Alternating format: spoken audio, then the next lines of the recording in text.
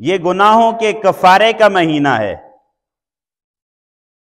یہ ایسا مہینہ ہے جس میں گناہوں کے پورے سال کے گناہوں کا کفارہ بن جاتا ہے۔ یہ مہینہ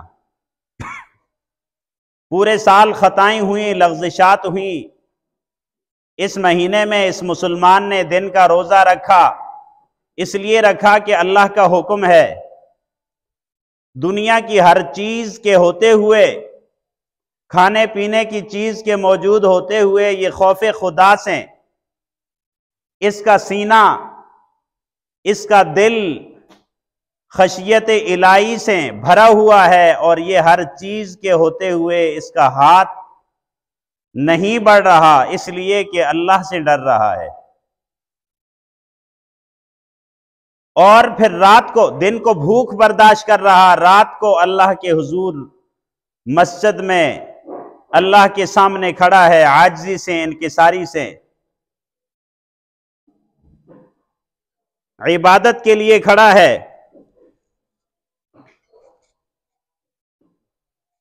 اور صرف ایک فکر ہے کہ رب راضی ہو جائے۔ تو اللہ نے یہ مہینہ اس لیے فرض کیا۔ چنانچہ قرآن کریم میں مقصد بیان کیا کہ روزے کیوں فرض ہیں۔ یہ جو آیت آپ کے سامنے تلاوت کی، اللہ فرماتے ہیں یا ایھا الذین آمنو، اے وہ لوگو جو ایمان لائے ہو۔ معلوم ہوا روزہ ایمان والوں پر فرض ہے، کافروں پر فرض نہیں ہے، ایمان والوں پر یہ فرض ہے۔ کچھ چیزیں عمومی ہوتی ہیں، جب اللہ فرماتے ہیں یا ایھا الناس تو یہ چیز عمومی ہے، لیکن کچھ چیزیں خصوصی ہوتی ہیں، اس میں ہر ایک کو شامل نہیں کیا جاتا، وہ صرف اہل ایمان اس حکم کے تحت آتے ہیں۔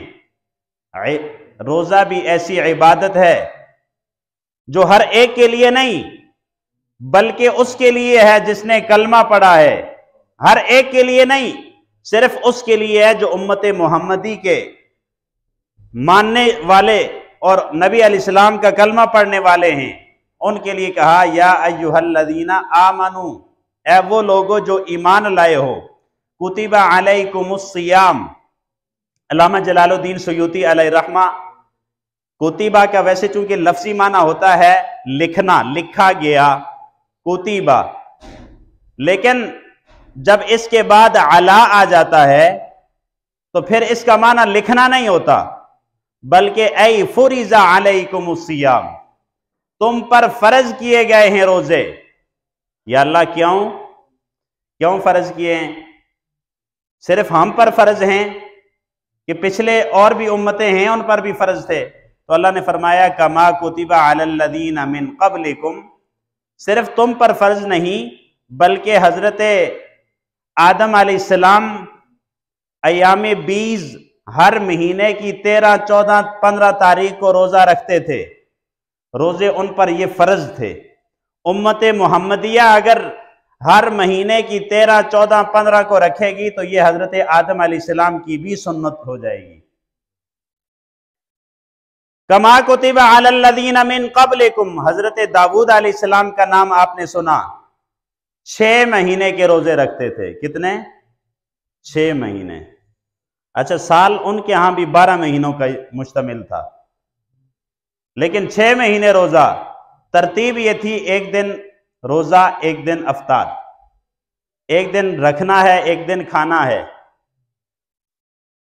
اللہ تعالیٰ کا حکم ہے، اللہ جس امت پر جس طرح فرض کر دے اس کی مرضی، اللہ کا حکم ہے، اصل تو بات ہے ماننے کی۔